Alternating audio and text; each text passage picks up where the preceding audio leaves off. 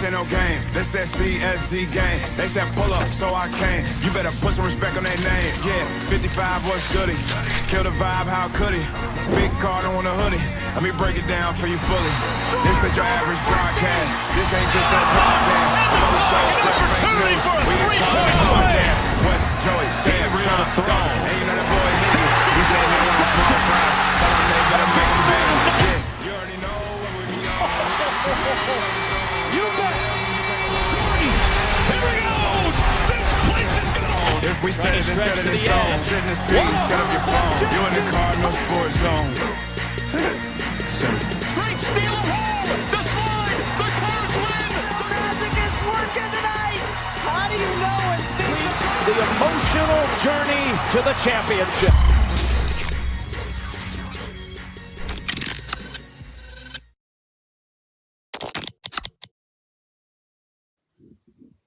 We are coming to you live from the Shoot 360 studios, right at the buzzer, too. Welcome to the longest running streaming podcast in the nation devoted strictly to the University of Louisville Athletics. This is the Cardinal Sports Zone podcast brought to you by Prime IV Louisville. I'm your host, Jeremy Wyman, alongside my co-host, the big little brother, Joe Wyman. Sam. And Sam's froze. No, there he's back. Our football and women's basketball beat writer, the incomparable, and at the buzzer, Sam Basden. What's up? What's up? And last but not least, we would, if you had to compare him to an animal, no, not a hemorrhaging goat, it would be the octopus. You know why the octopus, Sean? No. Because they die right after mating. So that's why you're not mating right, because you don't want to die. Is that the reason? He's afraid he's a seahorse. He's the shocktopus.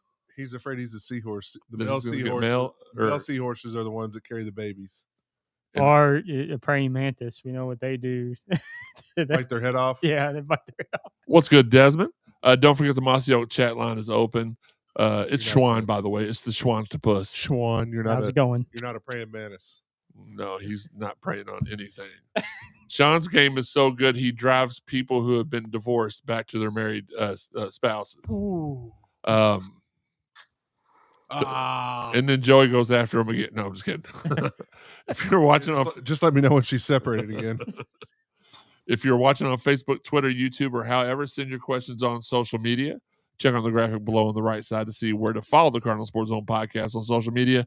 And on the left side to see how you can help support the podcast monetarily if you wish. Hit that thumbs up button while you're watching on YouTube. YouTube is our preferred way of you watching the show. It helps us out more with our analytics for our sponsors. Subscribe to the podcast on YouTube and Facebook. JB, what's good? To be alerted anytime we go live. Speaking of sponsors, shout out to our fine sponsors: Fitness Market, Four Pegs, Collision Course Crew Tailgaters, Cherry Picking, Shoot 360, Mossy Oak, Planet Fitness, Rally House, Beckman's Fine Blades. With Zach has been busy with all the snow removal this week, killing it. Josh Jarbo from Remax Realty, in the top 40 under 40 in the city of Louisville, maybe in the country, in Prime IV Louisville. Speaking of Prime IV Louisville, at Prime IV Hydration and Wellness, they believe in the power of personalized health care. Their memberships are designed to provide you with regular access to top quality IV drips and injections. Those are Sean's favorite, tailored to your unique needs. Discover the benefits of consistent wellness treatments and join the Prime IV family today. Your journey to better health starts here. Prime IV Louisville, 502-251-9836. They do accept insurance. They do accept Medicare and Medicaid. You can call that number and ask all the questions you want, or you can text it. They do have a text service that you can ask all the questions that you want to there. Big day today. We got Aaron Flaker, Director of Baseball Personnel for Louisville Baseball, hopping on here with us. What's up, Tom Jeffries? Hopping on with us later. We'll talk a little baseball. Baseball just 12 days away, Sean. Jim Patterson said this year we're starting off at home instead of down in Texas. Which I'll be honest with you. We'll talk about this later. Remind me to ask this question. Do you like it better starting off with some games before we go to play the top 10 teams? Or do you prefer it the way it normally is? We'll ask that question later on in the show. Let's just start off really quickly. Men's basketball, the Cards get dumped by Duke, 83-52 for the biggest loss in the PK era at Louisville. Another physical team we had problem with. Conwell led the team with 18 points, hit 4 3-pointers. Only Hadley sniffed double figures. Nobody had more than 5 rebounds, and it's tough for you to have more than 5 rebounds when the other team out rebounds you by checking the notes 572. It was rough. It was abysmal. I don't know. I don't know what the well. We'll talk about that in a second. We did have a bounce. So this week, this would have been better off for next week with it being Valentine's Day because you get dumped, and then you get the rebound girl. The rebound girl this week was SMU, beat them 88-74. Cards struggled in the first half with SMU, but wore them out in the second. Michael off the bench with 20. Kanai double, 12 and 10. 5 cards in double figures. 2 more really close with 8 and 7 for Ali, and I believe it was Woolley. Ali Khalifa, I believe in you. He's the 3-point hitting machine. Sean, I'm gonna start off with you first on here. Why are we still having issues with physical teams? Because it looks like the blueprint's real easy. You play Louisville in the NCAA tournament, you push them around a little bit, you're going to win the game more than likely. And I'll ask this question twofold because it's something that I brought up while we were watching the game yesterday in the chat. Our mind frame as a basketball team is shoot 3-pointers first, drive to the basket second, but only after we shot 50. This team is good enough with Kanai and Ali and Frew down low that we could really be a team, and a lot of your great teams in history have been teams that can score down low, can drive to the basket like Michael and Ryan are the only 2 guards we had that even try to facilitate scoring by driving to the basket. I don't know why it's so hard for everybody else. But we could be a great I think we had like 40 points in the paint yesterday, Sean. I'm not really sure. We did really well. Why do we not facilitate our down low game with threes? I mean, we are a great 3-point shooting team, but when you live by the 3, you die by the 3. And I just think if you shoot it in a lower volume, you might do a little bit better. So back to the initial question. So both questions. Why are we still having issues with physical teams? Why have we not switched it up to where we facilitate? What's the word I'm looking for? You know, like when you work, we work from inside out. What But most people put it in, and then yeah, never mind. Andrew, but it'd be nice to land that recruit who was visiting yesterday. Maybe with the boost in NIL, we can. I don't know which recruit you're referring to, but I think he's the number 1 player. I think in the 27 class. 27.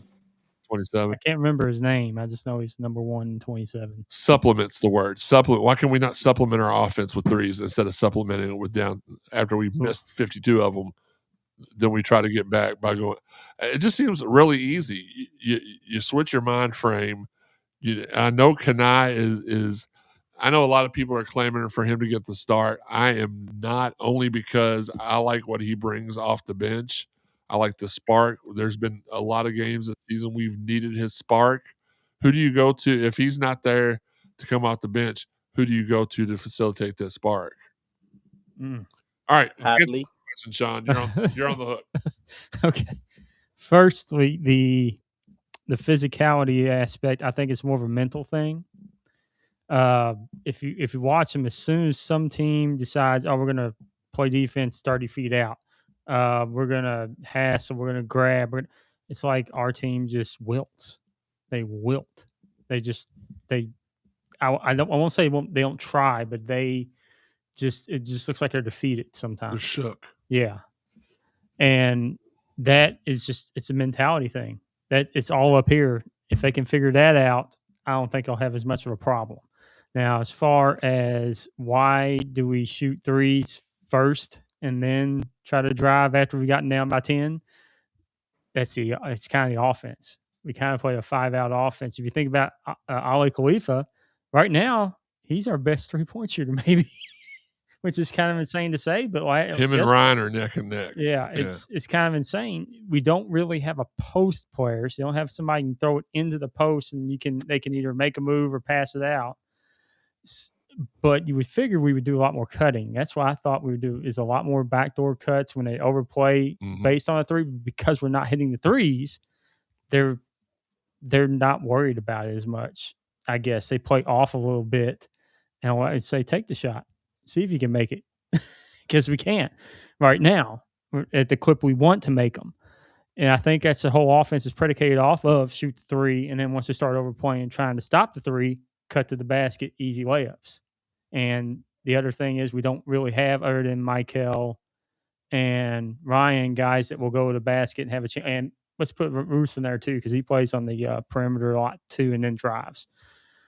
Those three are basically your three guys that can get to the basket and make it. Woolley tries, but he'll get down there sometimes and he'll get kind of flustered. I think Hadley's pretty good at it. Hadley is maybe our best post player. Maybe that's what you do is start posting him up more, because he can pass out of the post too. Sure. And post him up more. He plays bigger than his height. Exactly. And if you put the NIL he's getting, he should play even bigger. Yeah. And I want to see more from Kobe Rogers too. Now he actually had a good game yesterday. He was the one who actually scored 8. Yeah. He drove a lot yesterday, especially in the second half. If you watch, he went to the basket quite a bit. In fact, that's where he got most of his points. Was driving and finishing over their bigs and what have you. So if we can get him to start getting going, I think that solves the problem too. Because if you're having guys not making shots and not driving, you pull them out and say, Kobe, go to the basket. Well, it's just like I said earlier. Actually, he's not the one that had 8. Allie did. He had 7, just like 7. I said earlier. Slap nuts. Scoreboard. Dunked on. Back down in the post. 4 letters. Didn't kick it out for a 3. 2 words. Slam dunk. On your neck. That's 5 words. That's more letters than I had the ability to process. Let's go back up here to the chat line. KDW says these front court players were recruited to fit a finesse offense. That's true. They will not ever be physical unless they play smaller teams like yesterday. That is a great point. Andrew just wants K9, Woolley, and Frew to stick around. Be a great start to next year. Agree. I agree as well. Joey, why are we? It just seems like it takes so long. As we lost video on Sam, he must be doing a costume change or something. Why are we not making adjustments? It seems like we were very spoiled with Rick Pitino, right? King of in-game adjustments. It almost seems like, and I'm not saying it is the case, but it almost seems like once we get started, like we don't change anything. See, obviously, I don't know for sure what's going on in the huddle and in the locker room. With football, it's more evident. You can see with Jeff Brom that they make halftime adjustments in the style and the game plan changes. With basketball, it's not as evident, but I think it's more subtle things with maybe personnel, matchups, things like that. But again, this offense, this team was built around Michael and was built around finesse. And there's only so much things you can, I think, tweak when you're doing that, because you're still trying to play to your players' strengths. And bully ball or physicality is not their strength. The finesse part, that's like talk about like backdoor cuts and everything. Well, when Ali Khalifa makes the right decisions, he makes some great passes on backdoor cuts. When he's in the game, they do try to do more of those. Now, pass don't always get to the cutter. But I still don't think that they involve Frew down low enough. I think that's one adjustment that could be made, even putting Hadley down there, because I think Hadley can play very well with his back to the basket down there. He's got good post moves. He can get to the basket, finish, get fouls. But I still think Frew needs to get more touches. Like you can see a lot of the games, he's only getting 2 or 3 shots. I mean, he cleans up rebounds. but most of the time the rebounds, if you're watching, like it's not ones that he gets right by the rim where he can just go back up with it. It's, right at the block or a little bit beyond. And it's almost like he's incapable of shooting a layup. The last 2 times I've seen him try to shoot a layup, he shot it behind him somehow. yeah. Well, again, most of the players are built on finesse. He has not reached that level of finesse yet. Ivan McBasket, he's gonna go hard to the rim. And hey, look, I know all about not having finesse around the rim. That's why I didn't play a whole lot of basketball. You get me about 30, 34 feet from the rim, money. Might throw it over the backboard doing a layup too. That's fair. That's fair. Like Lenny. You really should have been a lot better under the rim than you were under the basket. Too strong, man. I'm just too strong. I remember the one time that Michael Rowe, he bodied you under the rim. Man, no, he didn't. Don't even. He didn't. No. Sam, is it time for a change in the starting? Is it time for a change in the starting lineup? Depending on what change you're making. If you're going to substitute Hadley for Kanai, I would definitely do that. He would be the only person I substitute in that starting lineup. Because Kanai brings you more athleticism and more toughness. That's the thing that we're missing. And it's like Joey said, like Sean said, we have these, I don't want to say European, but these foreign big men that aren't used to the physicality of the game. They might be physical in their overseas league, but it's a different kind of physicality in college basketball and in the paint. And like any team that's physical with us from the perimeter to the post, they kind of have their way with us. So Kanai is probably one of our more athletic, physical finishers, physical players. And don't get me wrong, Khalifa and Zugris, they have the not really Khalifa, but Fru and Zugris, they have the body type to play physical. Something's missing as to why they're not playing physical, and I don't know why. But they were recruited to play a certain brand of basketball, and now people have figured out this is what Louisville likes to do. Let's punch them in the mouth, and let's see how they respond. So far, we have not responded well to physicality. I would, like I said, I would move Hadley to the bench and substitute a Kanai route so that we do have that spark to get off to a better start. And then maybe when you put in Hadley, you get him against a guard or a small forward, because right now he's playing the 4. In a lot of cases, he's not going to have a mismatch or someone he could post up too often playing that position. So if you bring him off the bench and maybe substitute him for a guard every once in a while, he might get matched up against a guard or a smaller player that he can post up and he can operate. We've seen him do work last year in the post when we were struggling. We went to him in the post. So we can do more of that this year, but it would have to be when he has that matchup, and most times that matchup is going to come against a guard. The irony is not lost on me when Sam starts talking crap about foreign big men. It is not lost. Robbie says, "What do you mean they get beat up overseas all the time?" Chet, Their physicality Andrew, is different from the college game. It really is. It really is. I was just about to ask this, and Andrew started putting his point, so I'm going to change the question. Just when you thought you had the answers, I'm changing the questions. Chet, please partake as well.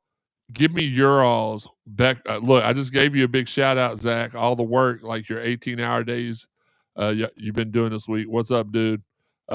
Chet, give us your starting lineup. We're at the midpoint of the season, maybe a little past. You've seen these players progress. Who is and Sam, we'll start with you since I started with that initial question. But you all tell me in the chat, who's your starting 5 going forward this very minute, and tell me why it's your starting 5. Obviously, I would go Michaela the 1. The other guards would be McNeely and Conwell. I would go Kanai at the 4, and I would stick with Fru at the 5. I put it that way because that's probably our most athletic lineup. We could do so many different things from there. We could rebound the ball. We could defend. Outside of Kanai, it's a pretty good shooting team, but you could always substitute him and put him more in pick and roll or in the dunker spot, have him as a slasher, things like that.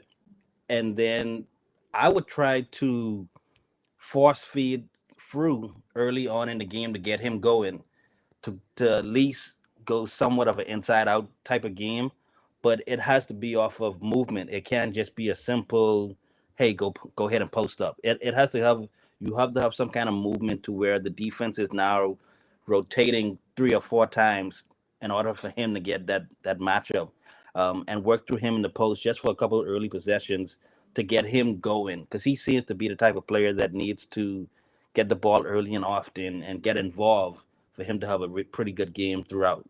So yeah, that would be my My 5. bad. Go ahead. So for Kanai, he's shooting right at 50% from the field. So No, I it's said not. when I said to feel, I meant from beyond the arc.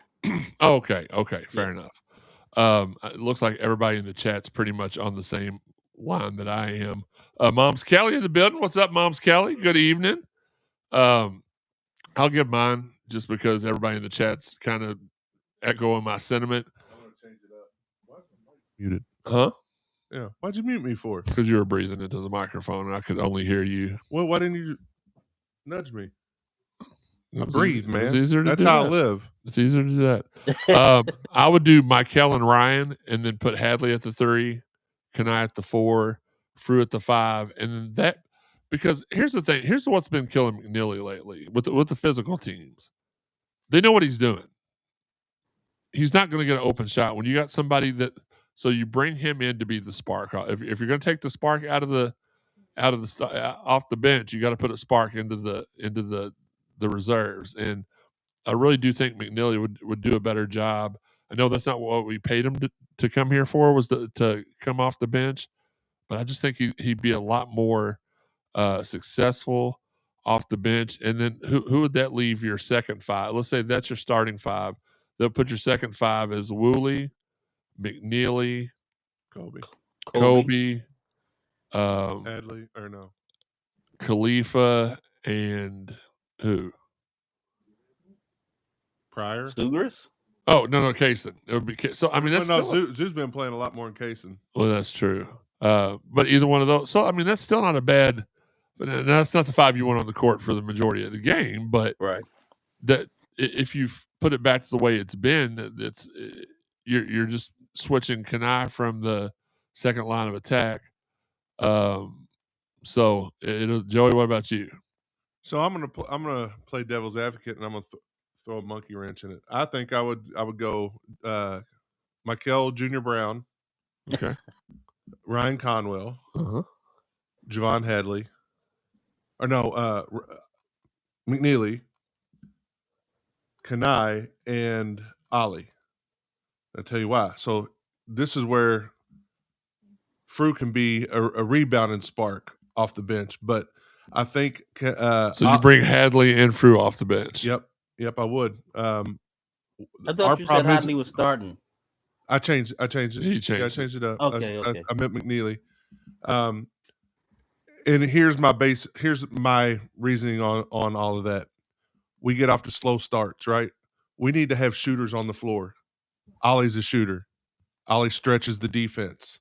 Frew's going to be down low. Like they're not going to. Yes, he can hit a 3 here and there, but they're not going to really guard him up top, right? They have to come out and guard Khalifa. And now some of his passes are errant, this, that, and other. But if you've got to guard him, now Kanai can slash to the basket. He can slash to the basket. McNeely can come off of a screen and catch. They're not going to be able to double anybody, right? Because the center is going to have to come out and play Ollie, guard him, because if he's open, he's going to shoot and he can hit.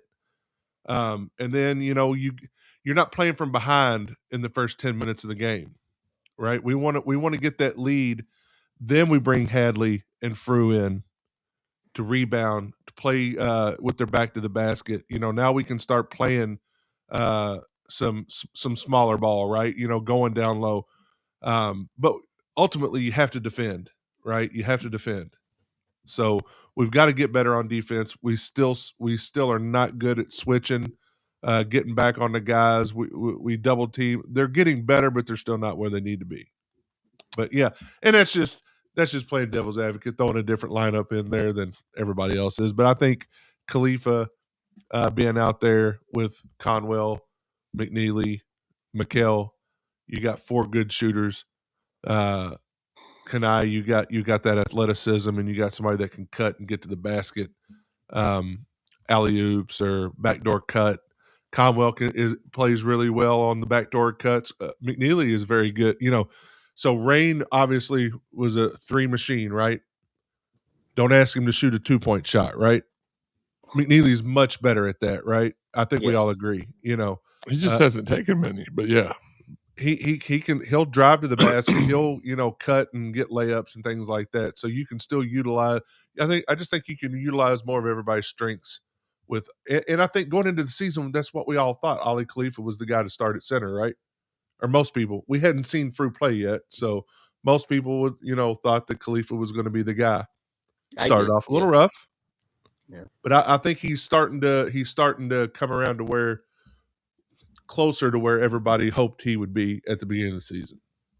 I was going to read Hayden's comment, and then I saw that it covered up Sean. So Sean, I'm going to let you go ahead and give yours real quick, and then we'll also put Hayden's comment on the screen. My lineup was the one. Sean's never looked better, by the way. But yeah, I would substitute Kanai for Hadley, move Hadley to the 3, because I'm looking at what he said, defense, and McNeely is probably our weakest defender by far. I mean, any game we played against a good team this year, they will isolate him and they drive him every time, and he cannot stay in front of anybody. Here's what I will say really quickly, to interrupt you and just because I don't want to forget about it.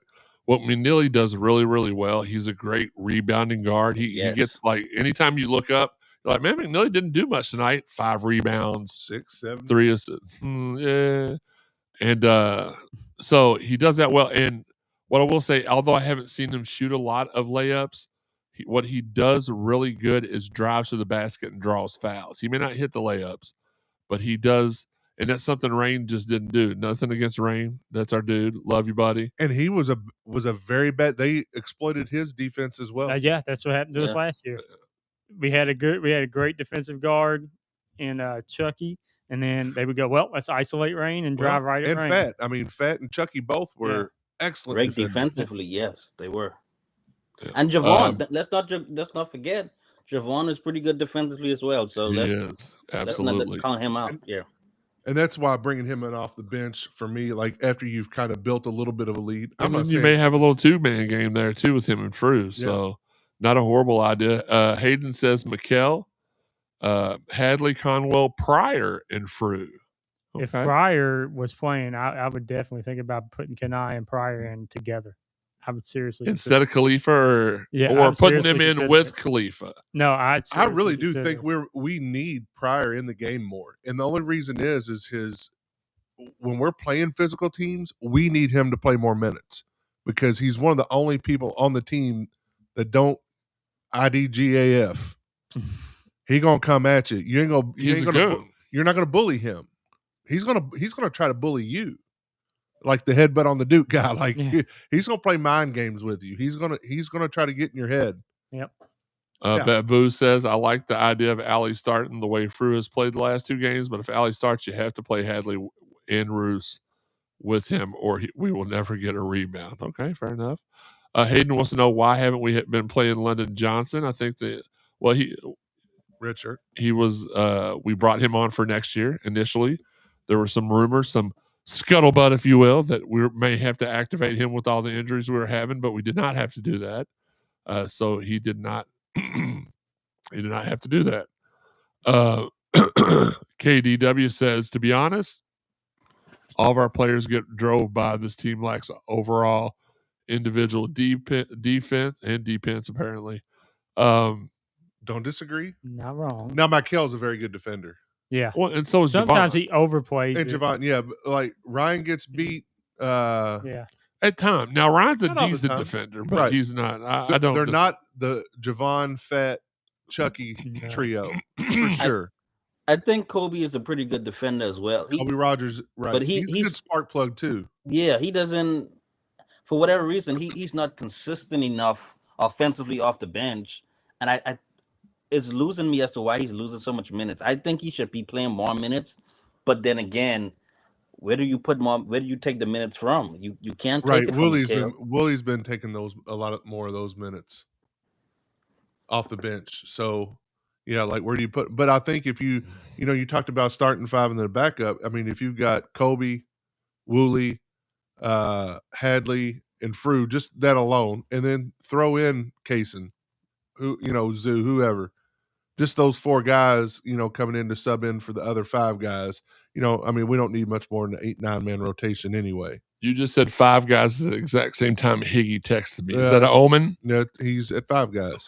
He's probably at 10 guys. But I think that's a very you want to talk about a spark off the bench. I mean, Woolley and Kobe bring energy right off the top, right? And then Hadley with his post and solid defense. Frew, rebounding, Hadley rebounding. You've got a little bit of everything with that second team. I would like to see Hadley. Remember, the one thing I've noticed is I thought Hadley would be more of the I don't know how to describe it, the emotional leader, I guess, because he's seniors his last year, and last year he was kind of the guy when we needed tough baskets, he would get tough baskets, and we needed somebody to D up somebody, he'd be the guy to go out there and do that. And this year, it's like when we play a physical team, I expected him to get the team and go, come on, let's go. And it's like he's kind of falling the same mental pit. I still feel like he's the leader of the team, though. Like when we were interviewed him in the paint too.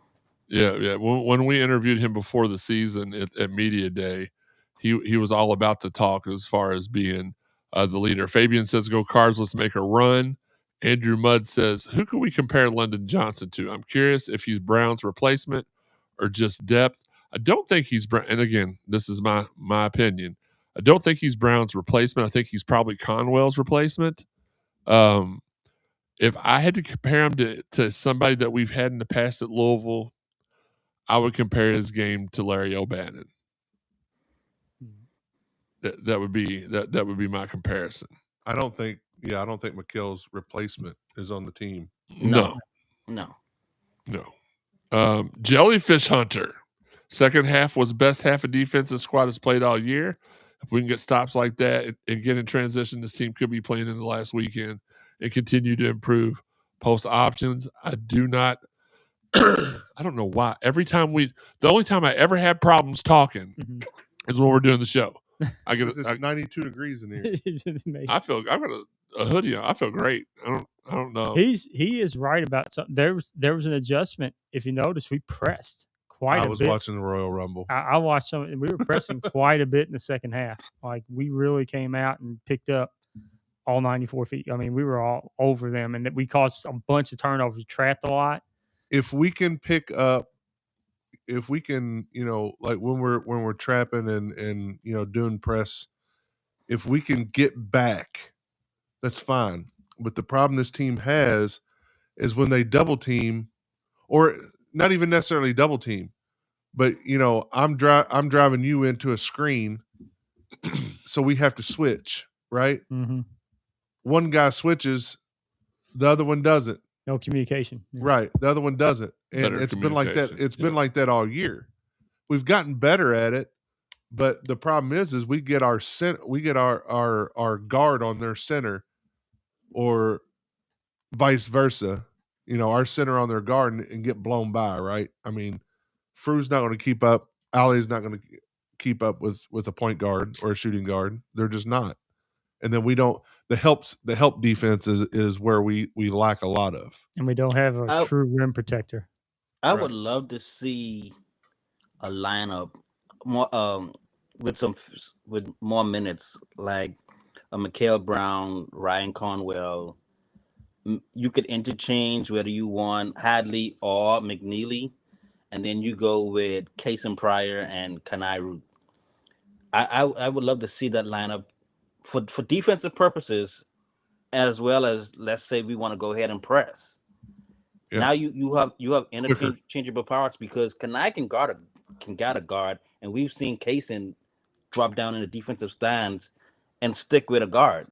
It's just he has not Kanai. Kaysen has to be there 100% mentally and physically, and I don't think he's fully there yet since the injury. No. It doesn't I look think the like injury it. messed with his head. Fabian says from highlights he's seen of Johnson, he agrees with me. I want to add a caveat to that. Now everybody knows that Larry, his senior year, Larry was a killer, right? But he didn't have that edge to him.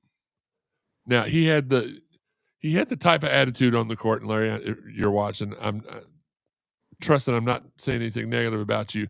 He was the epitome of hard worker, good guy, getting his shots, like your typical, like your Taekwon Dean or your Cooper Flag or guys like that are just like, I'm happy to be here and I'm going to kill it on the court. London Johnson is one of these guys that we used to hate from like Cincinnati, the Eric Hicks, or from the team down the road. Any of them that have ever played that was a little bit on the Chuck Hayes, which I actually one of the few Kentucky play on the court, Sean, not off the court stuff. Dirty mind. Just who DeMarcus Cousins, if that tells you anything. The mind for like he's going to do what it takes to score. So that would be the only caveat that I would say there. And we're going a little bit long today. I apologize to everybody. KDW, I get it. Everybody's happy about the second half defense, but SMU is not the standard of a final weekend team. I don't think anybody thought that they would be in the Final Four, but here's what I will say. You look at the metrics, you look at their schedule, they're a top 35 team in the country. That was probably the best team that we played this year that wasn't ranked, and I would even put them better than Virginia. I don't know what the head-to-head was there, but I would put them as probably one of the top 3 teams that we played this year, and they're a really good team. They went up on us in the first half because they made execution. They made shots. They executed. They did what most teams have been doing against Louisville lately: hit everything they throw up. We made the adjustments at halftime, so I'm not going to crap on them. It's not a final. Well, I don't. And think they have 2 really good guards too that can take you deep in the finals. If you get we wanted Boopy. We wanted Boopy Miller. Sean's been wanting Boopy how long? 43 years. Okay, I meant Boopy Miller. Oh. Several seasons, right? Because he's been in the transfer portal the last 2 years since he left Wake Forest. So it's like it is what it is. I feel like we made adjustments sooner than halftime though, because like we went down, and then midway through the first half, defensive adjustments though we made in the second half. Offensive. Here was our offensive adjustments: hit more shots. We drove the basket more. In that, it didn't take us as long to recover than it normally does. But that's why I say, change the lineup, get more offense, more shooting out there from the beginning, and don't go down by 10. That could be something too, though, that mentality, because that's another thing. When we get down big, that's another way we see us look defeated. We have to shoot threes to get out of it. Yeah, and they didn't quite do that yesterday. Yes, they hit some threes, but they drove to the basket a lot more. That's when we started making because we typically wait till the second half to try to start doing other things to get back in it when it's a little bit too late, in those 6 games. They looked. I liked what I saw out of the team, and I'm just hoping it carries over into the rest of the season. Robbie wants to know how the Abu Dhabi Royal Rumble worked out. It was Saudi Arabia, and it was actually a beautiful set. Like they literally built a full football style stadium in 20 days and put on a pay-per-view.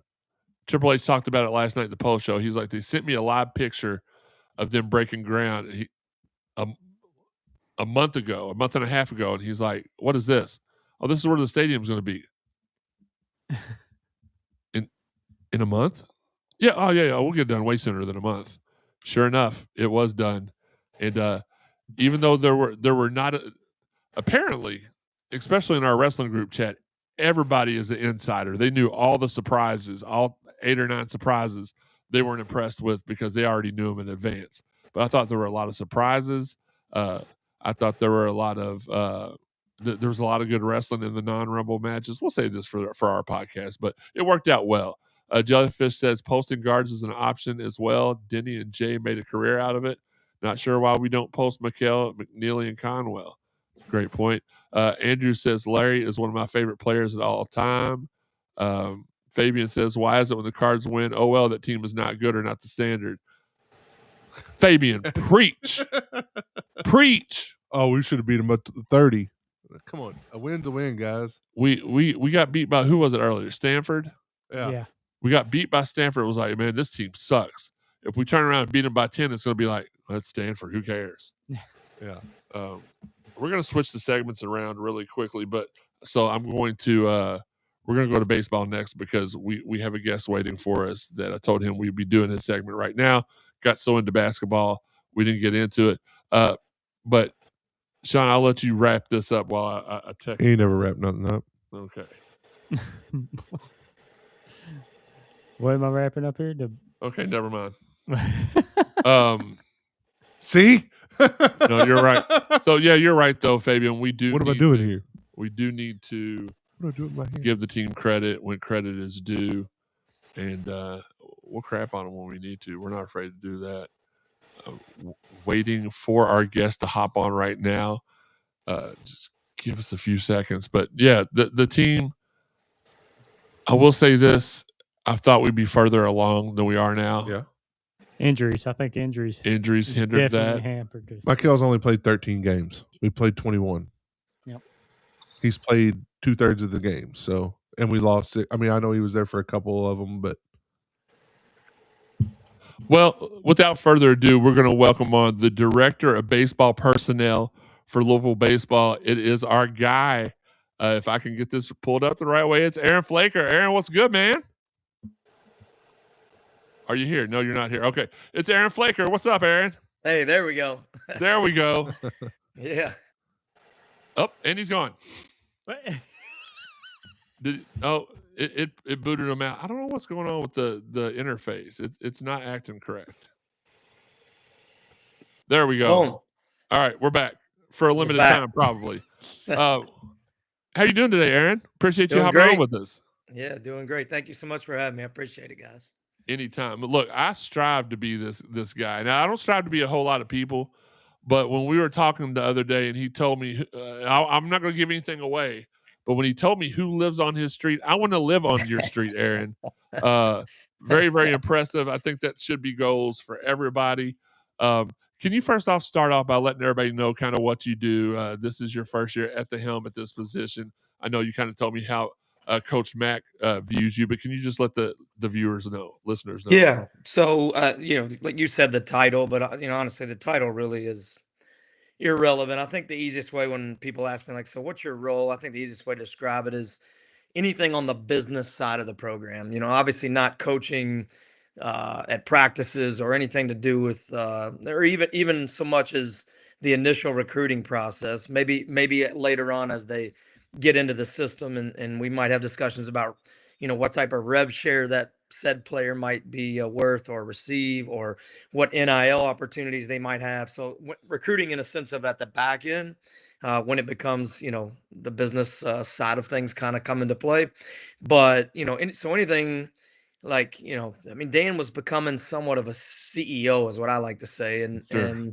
and Dan, and we all know him well enough. He'd be a damn good one if we're being honest. Like, I think the guy could be the mayor of Louisville. He could probably be a lot of things if he really wanted to be. But Yes, he could. I think if you asked him what he likes to do and what he considers himself to be best at, he's going to say a daggone good baseball coach, right? So many things that he was.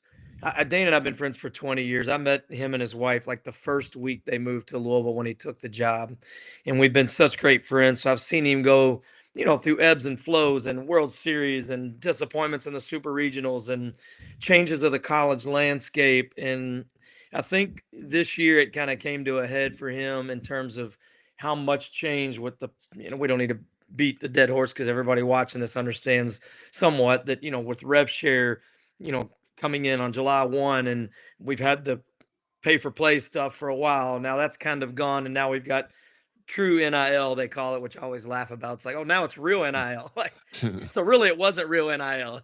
Now it's real NIL because the athletes have to actually submit, things. But he was dealing with that and trying to get people to help support the program, and he was becoming a CEO. And I watched it from, I won't even say afar because we're good friends, so I watched it up close. And in Omaha, he, in between, you got a day or so in between games, we would just sit around the hotel, and he was like, "Man, I just really need some help. I can't do everything I need to do and be a great coach and mentor to my players. And, my job is to coach a winning team, not run a business." And it Sure. started to become that, if you follow me. So little did I know in our conversations, we all know that Dan is a super recruiter. And I guess he was basically recruiting me, and I didn't know it until we got home. We finished our run in the final 4 teams of the 8 that were there in Omaha, and which is equal to the farthest we've ever gone. And obviously, super as a fan, donor, all the above, graduate. I check all the boxes before this job. Obviously, it was a huge relief to see us, get back in there. And again, I say that as if it's been forever, but we were just there in 19, which wasn't. Right. Sometimes it feels like decades, as a fan. But so little did I know that when he got home, he started, "Man, Flake, he calls me Flake. Flake, I was talking about you. I was talking about you. Like, I need your help. Do you think you can give me some of your time? Because I think you're the perfect, I'm not advertising this role or job. I'm not interviewing anybody else. I want you to be the guy." And obviously for me, man, that was super humbling, to be asked to do something for such a prestigious program, to be in this role. It was such an honor to even be asked. Obviously, Sure.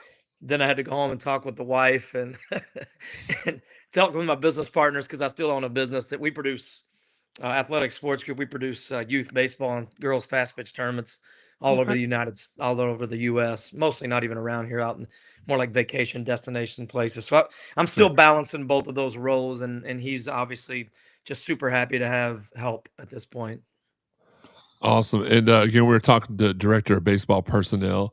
For others, he's the GM. Were you saying that? Is that what the text was? You said that Coach Mack said you were his GM, pretty Yeah, much. I mean, obviously the university has to go. They want to use certain Sure. titles that fit Sure. things they're doing, and if you look at, like, I guess, if for the average fan out there doesn't understand what our role might be like. I mean, Vince Merrill is kind of Big Dog is kind of the football version of that. His title isn't GM either, and I guess Cloman is the basketball ish version. And each of our roles are a little bit different. I mean, Vince is still heavily involved in recruiting on the front side, and so Right. I wouldn't say we're all the same. I mean, honestly, I'm just trying to bring more people, connect with the fan base that's been loyal season ticket holders.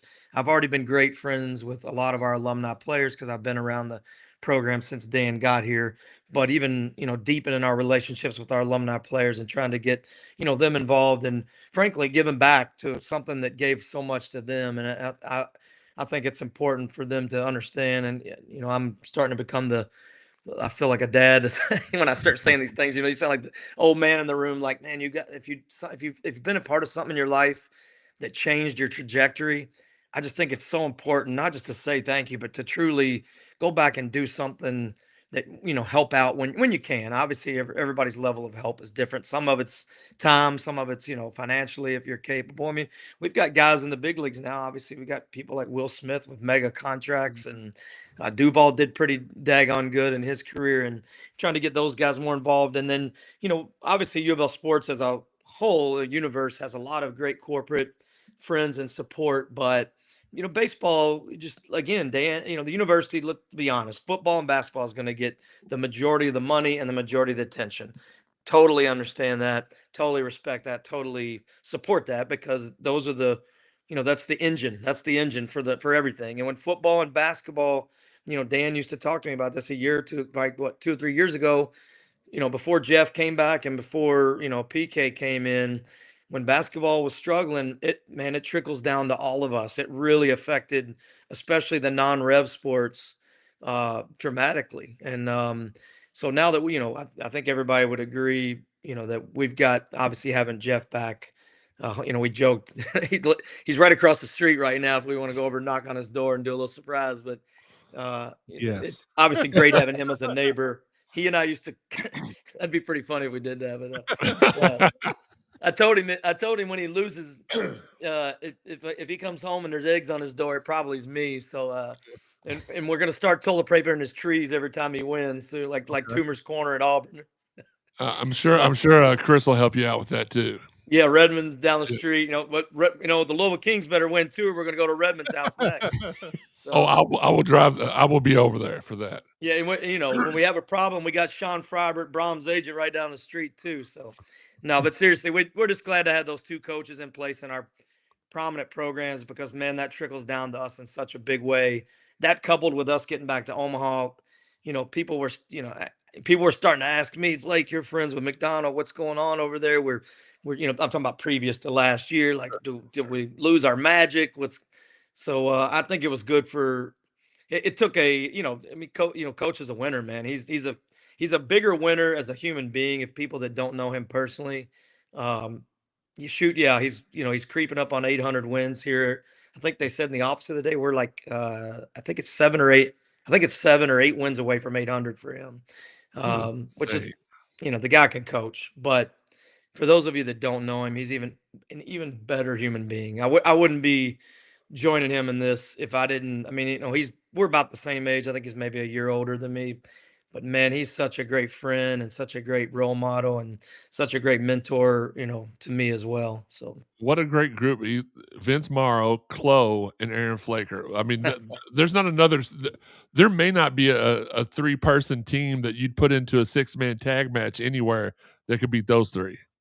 Yeah, I appreciate you. I'm honored to even be in that sentence. But thank you for your kind comments. Absolutely. I just want to kind of ask a question. So, you talked about the importance of the football team and the basketball team, them doing well and how that has a trickle down. I would assume that goes along with this revenue sharing that's going to, be going into effect, correct? Like, I mean, the more money that the school makes, the more money that can be shared with the players. So the total. I don't know. That's what I'm asking. Yeah, 20.5. I don't know if you've heard of the 20.5 million. So if for a lot of people still don't understand it. So if you don't mind, I'll walk through that with you real quick. Absolutely.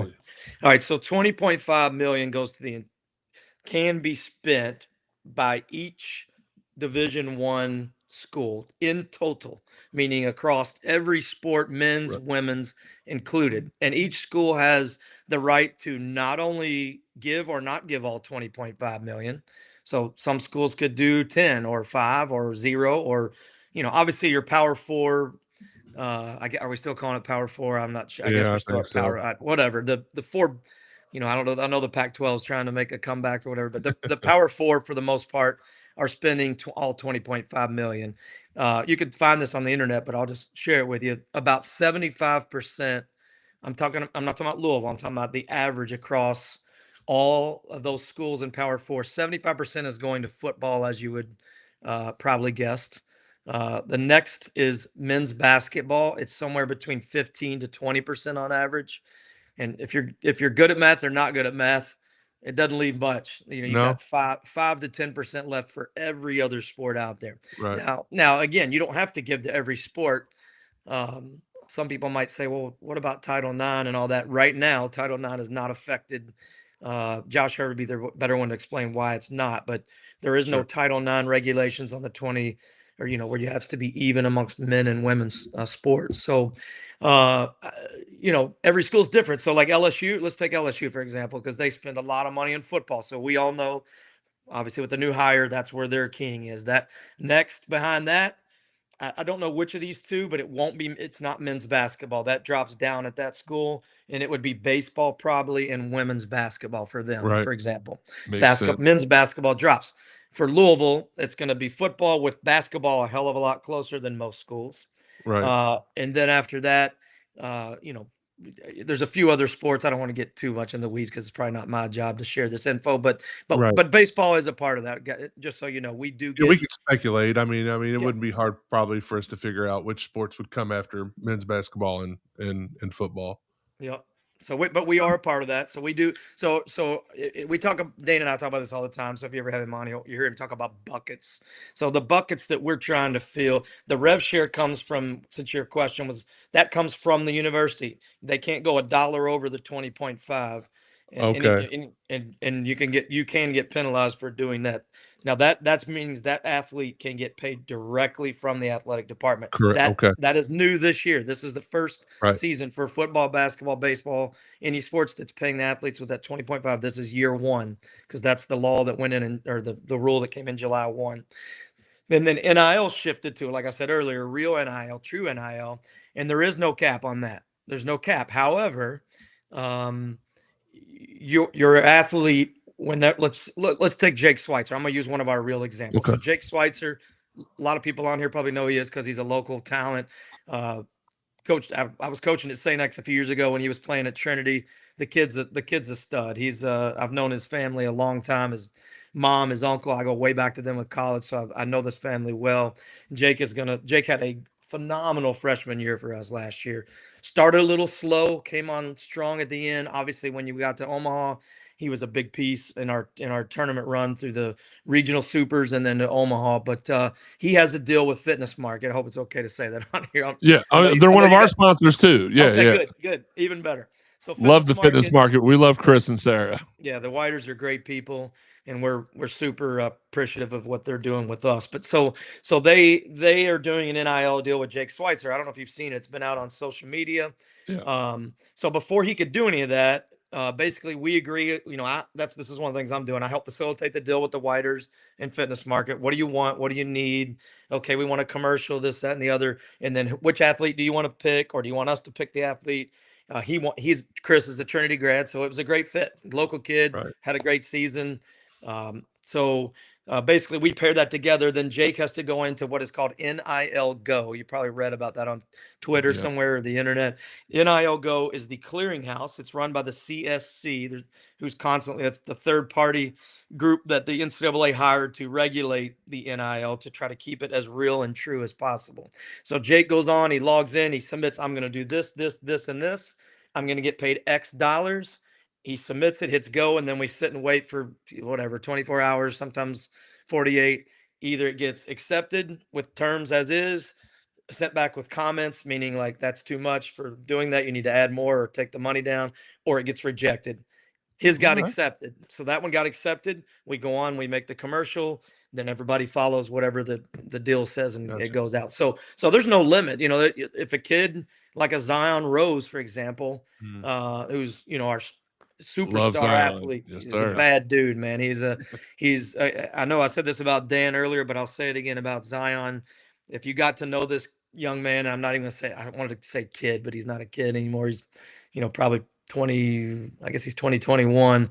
He is a solid human being, man. He is, because he is the type of guy you want in your locker room for a multitude of reasons. Obviously, he's confident, he's athletic, he's talented, but he treats people with respect. He doesn't big time people. And if he can stay healthy, fellas, just look out. That's all I got to say. I mean, we're talking potential first round draft pick, and I can't imagine him slipping beyond the second. And, I don't know if you know about the slotted money and all that, but we're talking about millions of dollars in signing bonus, a la, Henry Davis was the number one pick. I'm not suggesting that, but I'm talking about in the land of Henry Davis money. Some of the other guys have, I'm trying to think, Forbes, obviously did well. And last year there's been many other Louisville players, Corey Ray, that have paved the way for guys like Zion to do the same thing.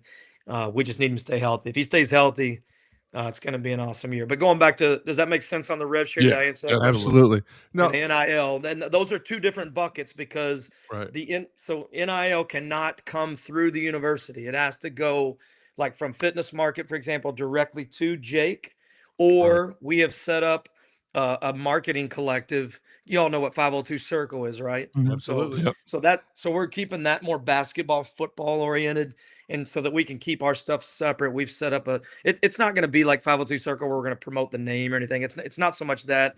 It's just a place to house. Like, let's say one of you guys are like, look, I don't have a company. I've got nothing to promote, but I want to give $1,000 and you guys figure out which player you want to give it to. we can use this marketing collective to house that money, and then we just got to go find said player, whoever was picked, to go do something as a deliverable, which could be autograph signing, it could be promoting another person's business. So we've got that set up so that folks that don't have a business per se can still help with NIL. So You said something earlier that I wasn't aware of. You said once you you go into NIL Go and you say, hey, I'm gonna do this, this, and this, and get paid X amount of dollars.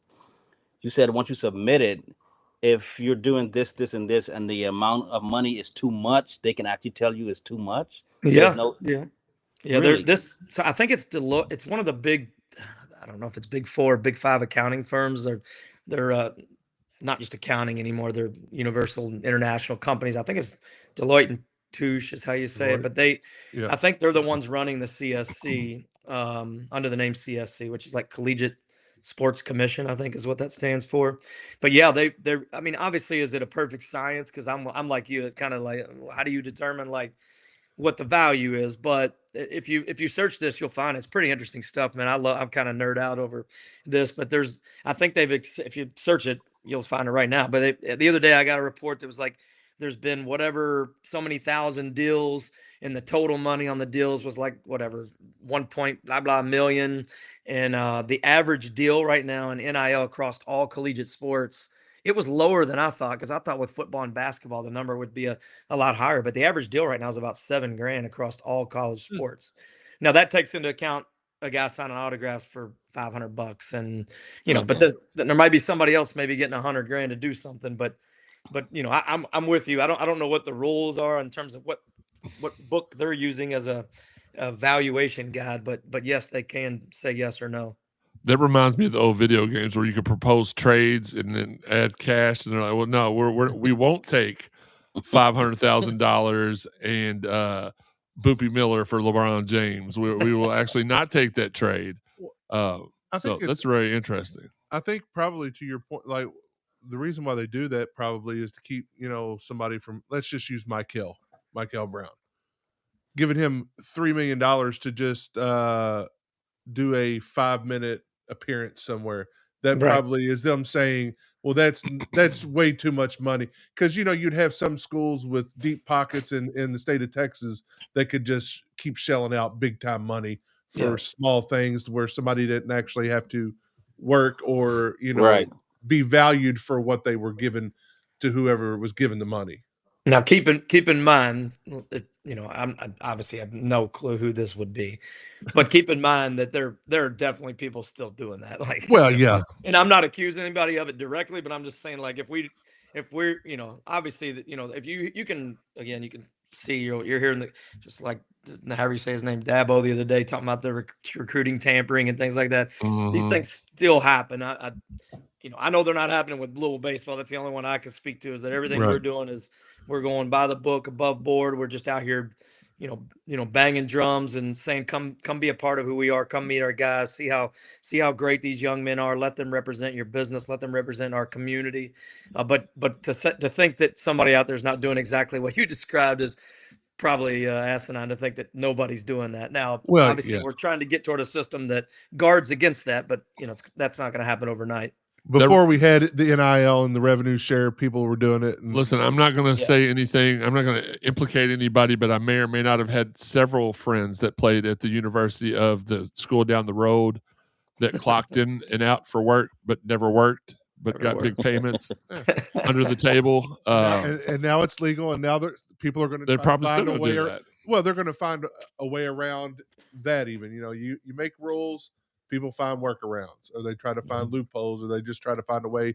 How can we not get caught to do this? To get an advantage, an edge. But it's good to hear that like with what you said. Let's just let our people, our community, and our results speak for it. And if you want to give money, great. If you don't, we're still going to do what we're going to do, and we're still going to be who we're going to be. Yeah. Yeah, a lot of people, the NIL, since we're talking about it, like some people, it's, let's just be honest, for some people, it's still a turnoff. You know what I mean? The idea of, I'll use Oh, wow, I don't want to use anybody specific, but you know, I was getting ready to throw a family member under the bus. Don't get us in trouble either. It wouldn't be you all. It would have been me. I would have been Okay, deep fair enough. trouble. Okay, get yourself in But trouble. We're cool with that. yeah, but you know, I've got let's just say friends and family. Say that still just the concept of giving to a NIL and a player getting paid, but it's it's and that's okay. Like everybody's entitled to their own opinion, and I get that. And the great thing about the way we're set up now is we've got these different buckets. If somebody is more adamant about, let's say, joining our dugout club, it's by the way, it's LouisvilleDugoutClub.com. It's really easy to get to, but some people they like the tax write-off, and they wanted to just go to the program, which we use that money to just like improve equipment, and our technology is so big in sports now. We'll use that stuff to buy some of the higher tech things that we need to be competitive in the ACC and against when we're playing like SEC programs and things. So, there's other ways to do things where it doesn't have to just be NIL. That we've got facility projects right now. We've got several things going. We're gutted. We just gutted the suites. There's 2 suites in baseball. Football and basketball have a ton, but in Right. baseball, there's only 2. One of them's kind of called the AD suite, but it's like the one right in the middle behind home plate. And there's like a little secondary suite off to the side on the third base side, right next to that suite. And we've, one of the first things I wanted to do is I just needed a place to entertain people who are good to our program. And that stadium was built in 05, 06.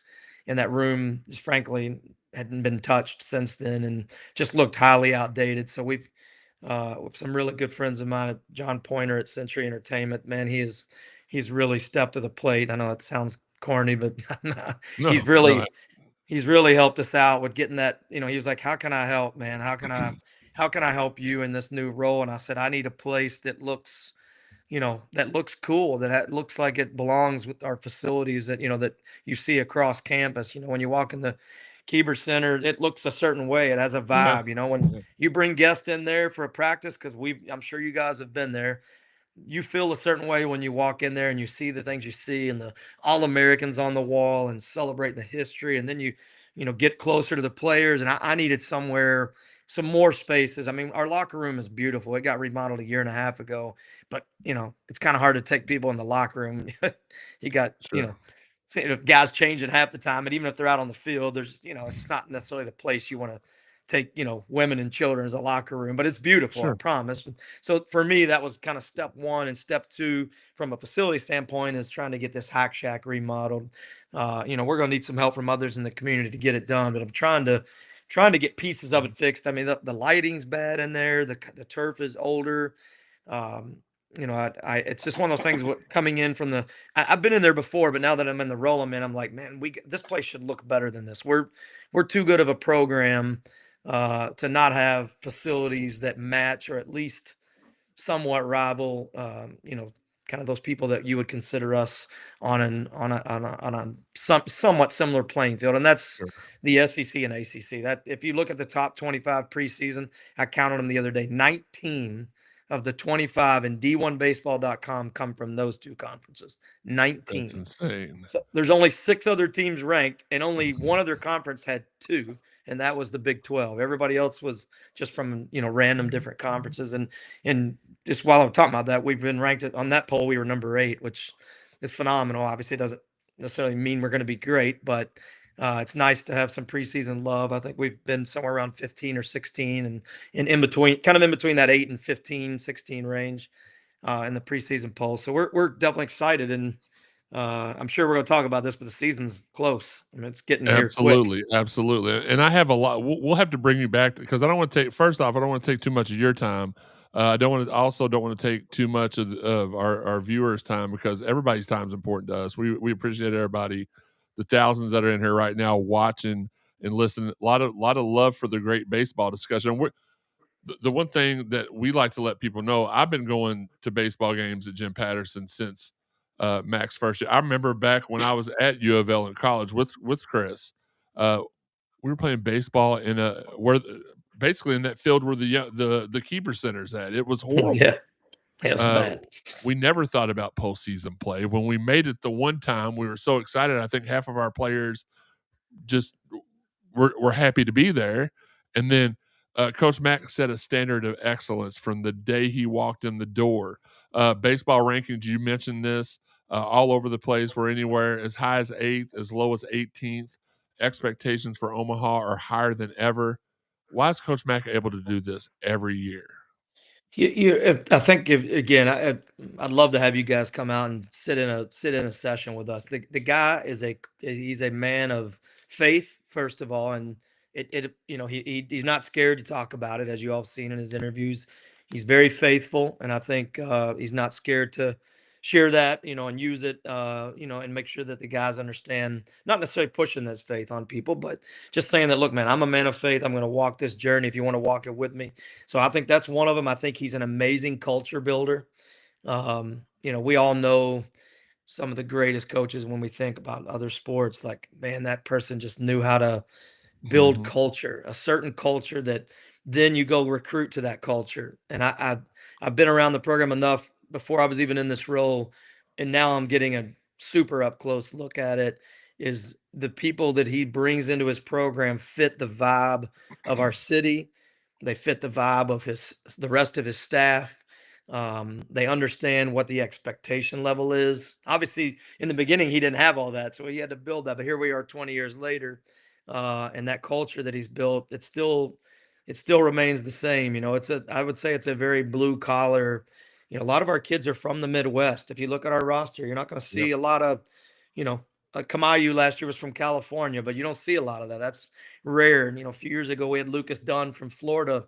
But most of our kids are from the Midwest or upper Midwest. That we got a ton of kids from that Chicagoland area and the Wisconsins and Indiana, and obviously around the state of Kentucky. So I think in general terms, most of us would agree the Midwest is kind of a blue collar part of the United States. Absolutely. And I think they recruit to that mentality, if that makes sense. So yeah, I would say those couple things jump out for me in terms of how he's been able to, and continuity of staff. I mean, there's only been like I was putting together an alumni spreadsheet the other day of coaches and players, and the coaches list of alumni, meaning like in the last 20 years, is very short. Like, I mean, there's only I think 3 guys that don't coach here anymore that haven't coached here in 20 years. Think about that. Like, how many staffs at any sport, basketball, football, baseball, can say that whatever 7 or 8 guys make up the entire staff in Louisville baseball history? Louisville McDonald's tenure, 20 years. Sure.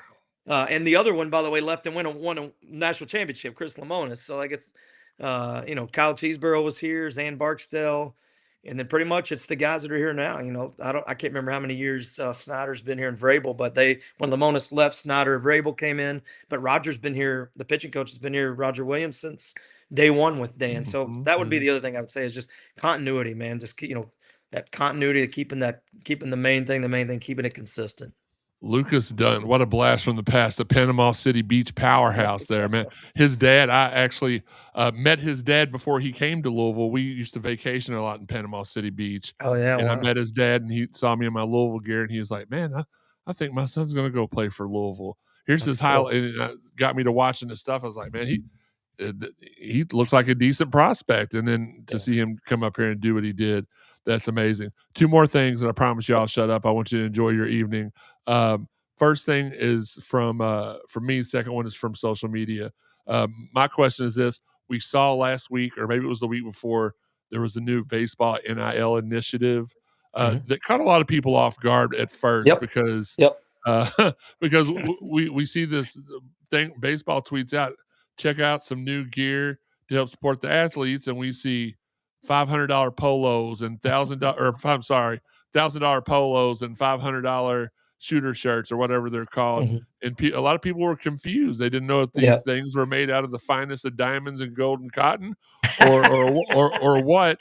Um, I know what the reason is, but can you explain to everybody else kind of Yeah. what you get with that 500 and $1,000? Yeah, I trust me, I'm on social just like you guys are. I saw it all, and frankly, man, sometimes you just gotta admit, like, probably should have done a couple things a little differently. I'm first to admit that, man. Well, so we probably should have launched the logo by itself and just without the store. And that's part of the problem. Is the only way to get that gear tied to it is to have a store. So then it starts to look like you're buying a piece of something for said dollars. And I get it. Not every fan can do that. We totally understand that. We totally respect it. We totally appreciate it, and totally get why if it looked like that.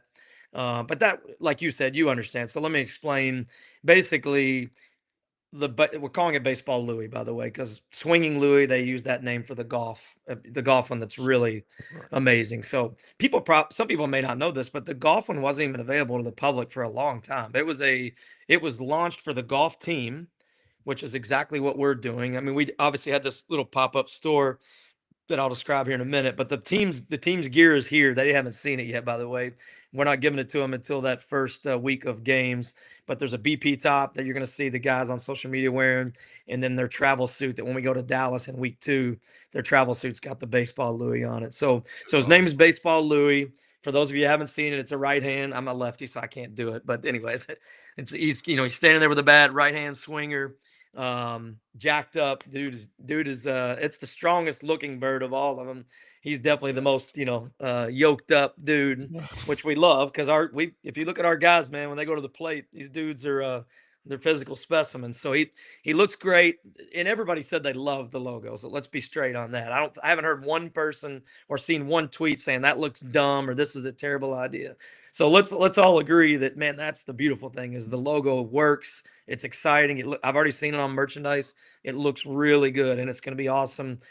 And we'll get it out to the public. So if you're one of those people like freaking out, just take a deep breath. You're going to have a shot at this. Right now, we need some help on the NIL side. And honestly, we looked at it as, look, if you're willing to help us on the NIL side, you can be that early adopter that gets it before we go out to the public. It was really more of just a thank you to those people. I get it the way it looks, and it's, but at this point, it's our, it is what it is, and we'll just, we've obviously raised some money off of it, which is the beautiful thing. It worked for the purpose that we needed to, because we've got some funds now that will help support our NIL needs for, frankly, this season. Because remember, I came on in October. That's a very short runway to try to go, try to help bridge some gaps on the NIL front. The rev share is what it is because that comes from the university. So we were good there. But, if I'm being honest, we need more people to help us support the NIL. If we want to be competing with the SEC and other elite ACC schools to get certain arms, pitchers, and some of these bigger bats, we're gonna need more NIL. It's that simple. And it's gonna take time. It's gonna take us some time to do it. That was just a way to maybe give us a little shot in the arm to help us this year. But if you're wanting the gear, hang on, take a deep breath. We handed out stickers that night as people were leaving. So there'll be other ways to get, other things here in the near future. So it was so. Just to clarify for those of y'all, it's not, you're not paying $500 for the shirt per se. It's a de facto donation to the program, just like in baseball just like in football when you buy your season tickets, but part of that includes a donation for your seat. This is kind of like that same thing, Joey. Perfect example. Like when the ASPCA, you see those commercials. If you can give X amount of dollars a month, we'll give you this free T-shirt, blanket, whatever. You do get something physical in return for the donation that you're making. Yeah, it's a gift. It's a thank you is all it was for now. Like obviously in the future you'll have a chance to buy this stuff, but for this purpose it was a gift. It was a hey man, because this money, the money that's brought in from those, it'll go right to our athletes. So like if that's a hot button for somebody and they're like, all right, well I want to help the athletes. Yeah, I get it. The sweatshirt or the active polo or whatever, like that's a nice little thing to get, but it's more of just a thank you. So hopefully that helps clear there. I'm glad we got a chance to talk about that tonight. Yeah. Absolutely. Last thing, and this is something that I think had been on the minds of all of us, not only social media, but about 5 years ago, maybe a little bit longer. Again, since the pandemic, everything's kind of like squished together. It was announced that we were going to get a state of the art and you may not be able to speak on this. If you can't, we'll respect that. But you seem like somebody that might be able to help answer this question. The state of the art Kroger Center that was supposed to be out there, I think in center to left field. Yeah. It was beautiful. They sent out the renderings for us in the press to look at and see what it's supposed to look like, and then it kind of just disappeared. Not really any explanation why. Not just nothing. And like you said earlier, a lot of the SEC schools, their baseball stadiums aren't just baseball. No, we have one of the finest baseball stadiums in the country. But when you go to the SEC, most of theirs look like they're tricked out. They've got all kinds of amenities and stuff like that. This Kroger training facility was looking to be like the start of our improvements and being able to step up. Do you have any insight on that, on what happened Yeah. with that? Okay. Yeah, I do. I can share, at least on a high level. I won't get in the weeds, but I think Sure. let's think about the landscape. I don't have the exact years, but let's think about I think that was around, it wasn't like 16 or 17. I was going to say 18, 19, but before you said before COVID, it was somewhere in there. It was announced at the leadoff dinner, and Kroger had made, from what I understand, and lead gift. Now, remember, I'm hearing this as another donor and a friend of the Sure. program. So, and now that I'm here, I can tell you where we sit now. But um, we've had I can't even name them all, but was it? I think maybe Ben DePuty was the president at the time. We've since had how many more? 3, if you Since count the Ben interims. DePuty, yes, if you count the interims. I think we've only had the one we have now permanent, but we had a couple of interims in between. Well, we had the Yeah, one Schatzel Slake and or yeah, yeah. Schatzel. Yeah. Schatzel, yeah. So there's been a lot of turnover at the top of the food chain, in which some people don't realize that those things matter. Like when you have Yeah. just constant change and the board changes, and so let's start with that. This obviously we know what happened to Tom, and then Vince comes in, and then the Ben DePuty Vince mess, and he resigns, and then she leaves like what, the next day was it or something? Yeah, So something like that. yeah, so we went Tom, Vince. Vince had it on the tracks on some level with Kroger, and then obviously now have Josh. So now you've got the 2 key positions that something this big would have to go all the way up the food chain. Then you had Kroger's gift, but with the constant change, you think about people just coming into new roles, and like they got to figure out what's important today. Like, and think about the coaching changes and how important those decisions were. So, if think about what I just said, presidents, multiple changes, athletic director, multiple changes, head coach football, basketball, multiple changes, Yeah. and poor baseball. I'm just being honest. I mean, it just got lost in the shuffle, and I think I think I heard also that Kroger leadership went through multiple changes. So just too much change in the guard. Throw COVID on top of that, and the thing just blew up basically. So that's probably the easiest way, without getting in the weeds Sure. of, too many changes at the top level of the university, the athletic directors, other coaches, how those teams were performing and how that affected financials within the athletic department. Josh Hurd's been very clear about where we stand financially. He's very transparent, in my opinion, on how he plans to attack things, and facilities across the country aren't at the top. Rev share, NIL is the 2 main conversations, portal rules, things like that. So you won't. I mean, I'm not saying people aren't building. There's some people out there with wealthy donor bases. I think if we were all being honest, we aren't that. Like, we're just not. I talked about blue collar city. We don't have 100 Rick Keebers in this city. We just don't. I mean, we have a few, and I don't want to get into name dropping or naming names of Sure. who is on that level. But and I say Rick because he's a good friend of mine, and I think we all respect the hell out of what he's done for our Love university. Rick. Yeah. He has been the A1A supporter of keeping. I mean, without some of the things he's done, gosh, it would be scary to think about where we would be maybe. So, but we just don't have a lot of those kind of people that could step up to help us with facility type things. And obviously I don't think taking on debt on facilities is top of mind for any university out there if they No. can keep from it, unless they have some huge donor that's going to endow these big.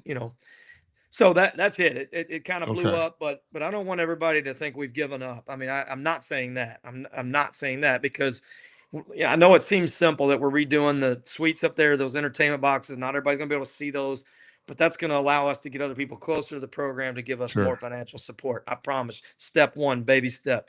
Remodeling that hack shack. That building structure is fine. It just needs a facelift on the inside so that it matches the quality of our locker room remodel that just happened. And I haven't talked about this earlier, but our U of L Health came to bat and really helped us upgrade the strength and conditioning. Our guys used to have to go to the Marshall Center and the football Schnellenberger complex to lift until just about a year and a half ago. Some people might not know that. We didn't even have our own strength and conditioning room. We had to go to other places on campus. And now we have a full-fledged, really nice, tricked out space, sound system. And some of the other sports are now coming to us and using ours when we're not using it. So we have some facilities that not everybody gets to see. And I'm going to try to get once we get some of these other ones up to par, we'll get our social media cranked up on them so everybody can see some of the excitement of the new spaces we have. You probably saw the player locker room because Henry Davis was the lead gift on that. So that could get done, and it got done about, I think, a season and a half ago. We've got, this isn't a plug for ourselves, but there's a Flaker family donated a few years ago, a Flaker family pro locker room. So when our pro guys come back, they have their own locker room. So I don't know if you guys have ever seen that, but it's nice. I mean, it's really nice. So like when Will Smith's around, or Duval was trying to still play, he was around a lot. Right now you see Matt Klein, that's a name everybody. Logan Wyatt's back on our campus. He's getting ready for a run. All these guys that are still playing, they come back and they use that locker room. So some of our facilities are there. We just got to figure out how to get the other things that will give us that same or similar recruiting edge, like the building you talked about. But anything on that scale is probably off the table. We're just going to have to get creative. It's okay, man. I grew up in the south end of Louisville, man. I'm from Southside Drive, like Yorktown area, like National Turnpike. Let's go. Auburndale here, baby. Yep. Yeah, I grew up out in that Iroquois Park area, so like, I don't mind scraping nickels and quarters together to figure out how you can still be good. We'll figure it out, I promise. Spent a lot of days during the summer playing basketball at Iroquois Park. You're tough if you went up to Iroquois Park and played, or Wyandotte Park. Wyandotte. It's crazy. Lived over there at Iroquois and Wyandotte for sure. Played baseball at Beachmont. You probably know some. Yeah, absolutely. Yep. Billy Jones. Billy Jones, yeah, love me some Billy sir. Jones. Look, I didn't know we were all South Enders here. Like Sean, well, Sam, he lives in the South End now, but Sean, you grew up at South End. Yep, I grew up Churchill Downs End out. Yeah, me and Joey grew up off the corner of New Cut and Outer Loop over there in Candlelight. So we're all brothers as far as that's concerned. Aaron, thank you so much for your time tonight. Baseball season 12 days away. The Cards open up with Michigan State at 3 p.m. That Friday for a 3-game series. Thanks again for hopping on with us, man. We have not missed collectively. That's probably one of the things we've been to the most are the baseball games. Most in part because for a long, long time, they were free. So you could bring your kids, your nieces, your nephews, and you wouldn't have to worry about paying $800 to enjoy a day out. And it was just always so fun, a great environment to be in. Haven't missed many games at JPS since 2007. We won't miss many going forward. Aaron, thanks again for joining us, man. We appreciate you. Hey, 18 of the first 21 are at home this year. So hopefully snow melts so we can get a little better weather. But 18 of the first 21, and all of those are free. Every one of those are free. Actually, there's 5 home series this year, 3 each. So there's only 17 games you have to have a ticket for out of all of them. That's like half of the home games at most. Yeah. And that, correct me if I'm wrong, but the change they made a couple of years ago, they only charge for the ACC series, Kentucky, Vanderbilt, and IU. Is that correct? Yeah, and we never play Vanderbilt and IU in the same season at home. It flip-flops. So it's 5 series, 3 games. That's 15 ACC games, plus UK every year, plus either IU or Vandy. This year it's IU because we go to Vandy this year. I love that. I love those the Vandy Louisville rivalry. Aaron, thank you so much again, man. Thank you, guys. We will have you on again here sometime soon so we can ask I have like 15 questions unasked that I can't wait to get the answers for, including one where I compare the rise of Zion to where I have him in between watching Devin Harrison's career, his trajectory, and Corey Ray. I've got him right in the middle of those two. So I want to get into that a little bit more the next time we talk. But thank you so much for hopping on here with us tonight. Thank you, guys. I really appreciate it. Go Cards. Not a problem. Go Cards. Love us, man. Listen, a lot of people have been wanting baseball talk, and I know it's probably a smaller section than any of the other fan bases, but love to have guests on that talk baseball. And we've had a lot. Corey Ray, Colin Lyman, to name a few. Asad Ali, Luke Smith, Mr. Fondue. Before we go any further, we do have to, by law, Sean's said he was going to sue us if we didn't do this. He is kind of like the new Becky Lynch of the podcast. He makes us do these things, and we don't like it, and you're probably not going to like it. But You might like this one. I helped him. is that really Sean? Well, it's something that sounds Sean-ish. Yeah. By the way, He what said, yeah. what the puns that he kept saying, man, and the just I was trying to be like, well, I don't want to tell everybody that's on your street, and then he was just like, boom, boom, boom, boom. Yeah, And he wasn't trying to be brash. He was being like well, not I like. really wish he would have went over to Jeff's house. That would have been great. Listen, we're gonna go over to Chris Redmond's house, and we are going to find Aaron, and then we're gonna go over to Jeff's, and I haven't thought it out past that, but we'll figure it out. We're gonna head to the barber shop first, unfortunately. Never gonna get it, never gonna get it, never gonna get it, never gonna get it, never gonna get it.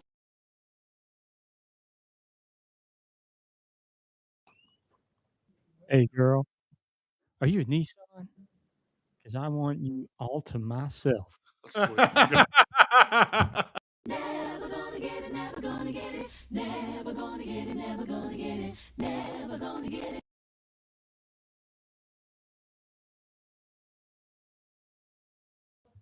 And we're back. No, I saw that on Instagram, and as soon as I see it, I was like, dude, that's Sean. I thought you were gonna say, "Girl, you a Nissan," because I want a Passat all over myself when I see you.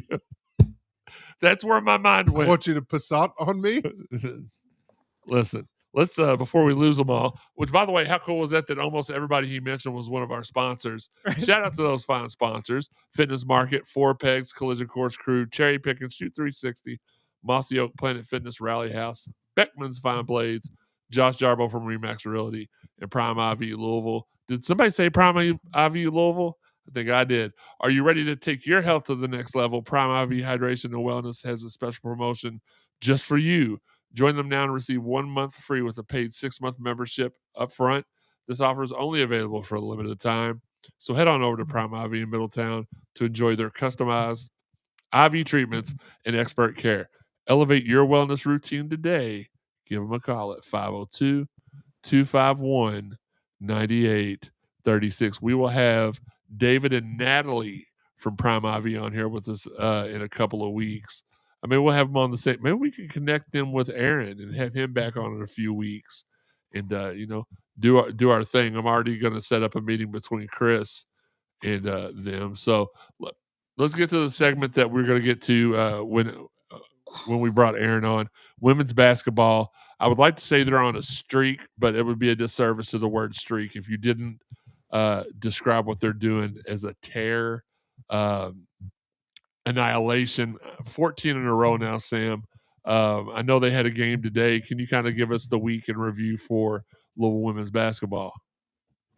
Yeah, so just as you predicted, I guess you could say, and Chrissy confirmed it. They did go 2-0 on their West Coast trip. They started off with Stanford on Thursday. That was even though Stanford was down a few starters, still it's Stanford, perennial powerhouse in women's college basketball. Yeah. They won 84-66. They were led by Laura Ziegler with another double-double, 22 points, 11 rebounds, and McKinley Randolph is starting to hit her stride now. She's becoming more consistent in terms of scoring, rebound, and just doing the little things that shows why and proves why Coach Walz keeps her in the starting lineup. She added 14 points on Thursday, and then today they finished off their trip with California. I honestly didn't think California would have played them that close. It probably could be a combination of California had nothing to lose. Louisville's been out there almost a whole week, I think. And then they have the upcoming Duke game coming up. And then California did play really, really tough today. So just a combination of things. But they did win overall 71-59. It was actually about 71. It was about an 18, 20-point lead before California started to press the bench and got some, I think, 6 or 8 in a row. But Taj Roberts led the team with 22 points, and Elif, and then Elif added about 15 points, and Laura added 14 today. But all eyes are set on the matchup Thursday night in the Yum Center. So if you have not gotten your tickets yet, fans, go ahead and purchase your tickets. Women's games are always cheap, regardless of who it is. Go ahead, get your tickets. It's 1A, 1B showdown for the ACC lead. Both teams, I think, are 9-0 right now. And they'll be playing Duke. Duke has, coached by Kara Lawson, they are one of the toughest teams left on Louisville's schedule. This is for sole possession of first place in the ACC and trying to get that double bye. I think Louisville still will get the double bye, but being the top overall seed in the ACC tournament means a lot. Being the ACC regular season champions means a lot as well. And Duke is led by super sophomore Toby Fournier. I think um, she's averaging about 18 points and 18 points, 7.7 rebounds. She's phenomenal. Um, then they also have Ashlon Jackson. She's about 12 points and 4 assists. And then they also have the guard who transferred last year or 2 years prior from Boston College, Tiana Mayer. She averages about 12 points and about 5 assists a game. So um, it's going to be a really, really good game. Um, both teams have depth. Uh, I do not like to say this, but the loss to the Blue Folks early in the season, and then the loss to South Carolina by 2 at home. If Louisville wins this game on Thursday, it's going to be because those two teams helped prepare Louisville in how to deal with length, switching, a good inside out presence because Clara Stark at the Blue School, she's a dominant post player. And then they had the 6'6" girl, I think, from South Carolina. She dominated Louisville in the fourth quarter. So having to deal with those two bigs in the post, during those two losses, having to deal with athletic wings who can pressure and switch. Louisville found their rhythm later on. So I think those two losses, those two teams will prepare Louisville for this game coming up on Thursday. We just need to do our part because Coach Rawls in the staff, and the young ladies are always going to go ahead and play hard. We need to do our part and become that six lady, six woman, six person, and go ahead and make it really tough environment for Duke to perform and to execute, and just get there early, get loud, stay late, and make an impact on this game. Tickets are still on sale. Game is a Thursday at 7 p.m. So let's go ahead and do our part and get out there and support our women. So you all heard it here first. Sam wants to be the sixth woman for the team. Sean's just wondering where his first 5 went. Absolutely, though. Just support the team. Again, tickets for women's basketball are probably fairly where everything else should be. Like, it's one of the more fairly priced sports. Yeah. Nothing against the other sports. I'm going to do Higgy's rapid fire in a rapid fire style.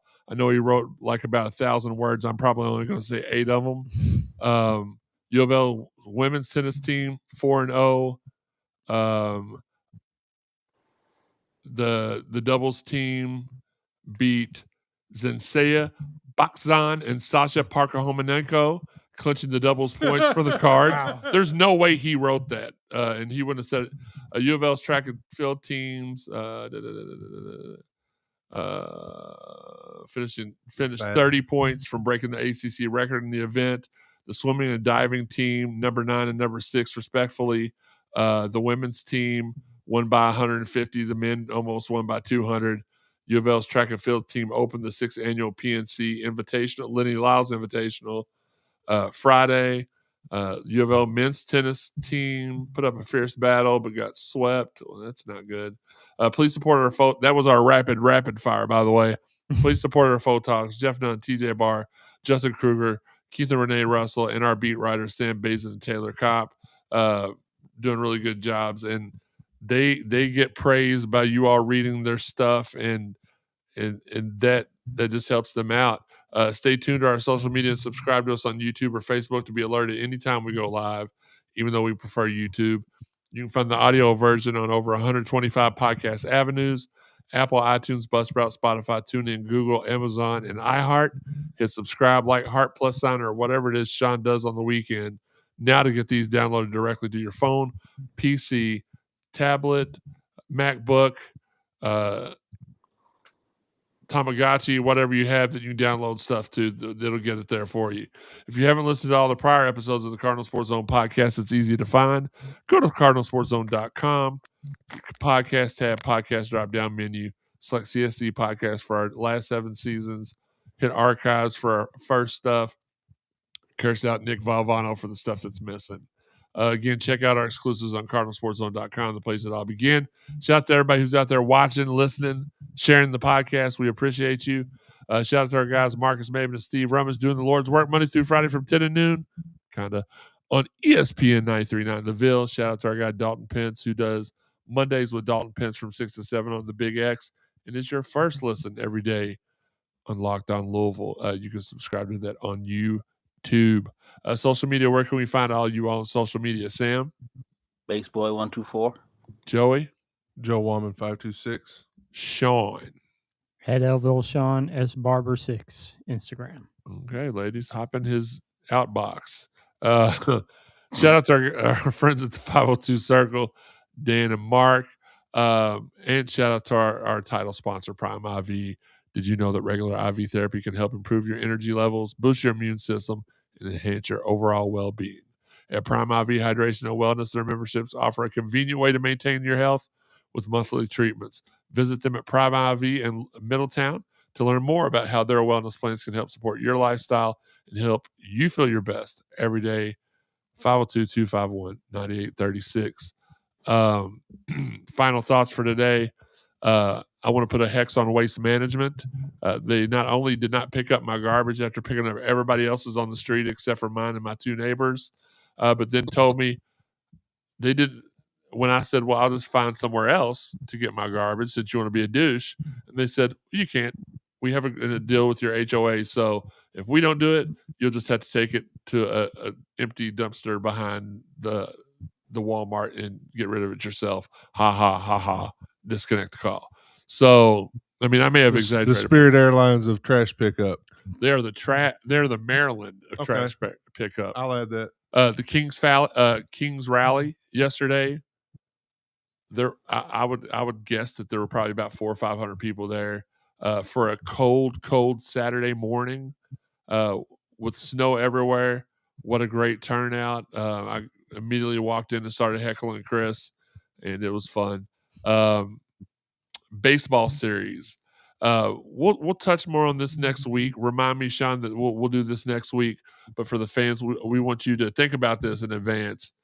Do you like us having some warm-up series before we go to face because typically we start off in Florida. Last couple of years we started off in Texas, and we played in this just round-robin beast type situation. This year we've got some tune-up games going in there.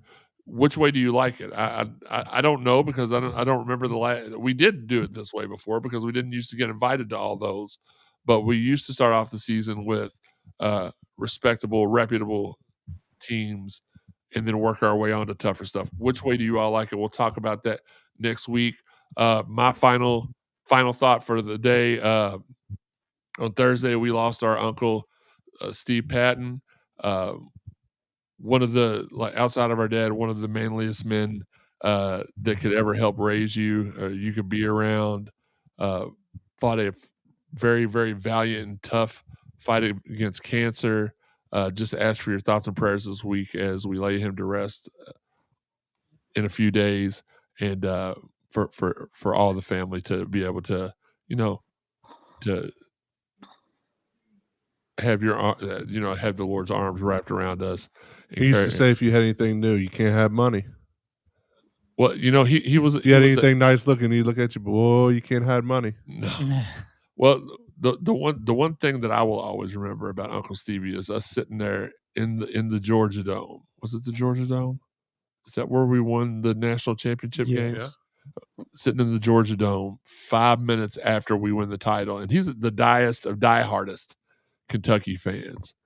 And he called. Look at my phone. It's like Uncle Stevie. I'm like, what the heck is he doing calling me? And he just simply said, I'm very happy for you. Drink it in, enjoy it. Love you guys, and we'll talk to you later. And it And was then he got off the phone and said it probably won't happen again for 20 more years. So. no, actually, I think he got off the phone and said, I'm going to put a hex on them so that this one didn't even count. Maybe. I'm not sure. Babu says want to read his comment real quick. Lady Cards. Oh, we can't say that. Chrissy told us not to say that. The Cardinals, the women's basketball team only has 2 road games left, plenty of games at home. They have a chance to get on a major roll. Joey was talking about that earlier. They have a chance to probably improve their seed line to the 1-2 area. I really agree with that. Joey, your final thoughts? Maryland's trash. Waste Management sucks. Spirit Airlines sucks. Yeah. Cancer sucks. And everybody have a good week. Go Cards. Teresa's trying to get a hold of you. Okay. Sean? It's market season in Deville. Notre Dame, they're coming in. Unfortunately, the beating is going to happen. Even touchdown Jesus can't save you. Oh, my God. Don't we have to – we need to pay them back. They've beaten us a couple times here recently when they had no business. Didn't they beat us last – no, not last year. Was it 2 years ago when the Shrewsbury kid? Yeah. And actually, I think it was Sir Muhammad, also Al-Haji and Nazi's. Nazi's son, Al-Haji's nephew, came in and they did the do against us. Sam? Let's go out and support our women's basketball team on Thursday. Tomorrow's Monday. JCBS is back in session. Whoopee. On a 2-hour delay. Makes 0 sense to me, but okay. Yeah. But yeah, I look forward to seeing. Well, I don't want to see it, but I look forward to all the kids being back at the bus stops and life starting as normal again. Man, we just can't seem to catch a break, man. Look, we appreciate you guys. We thank you for all the support. We love you guys. Until next time, and for myself, for Sean, for Joey, for Sam, for Aaron Flaker, and for whoever else is hiding in the room that we can't see. Until next time, this has been the Cardinal Sports Zone podcast. We love you guys.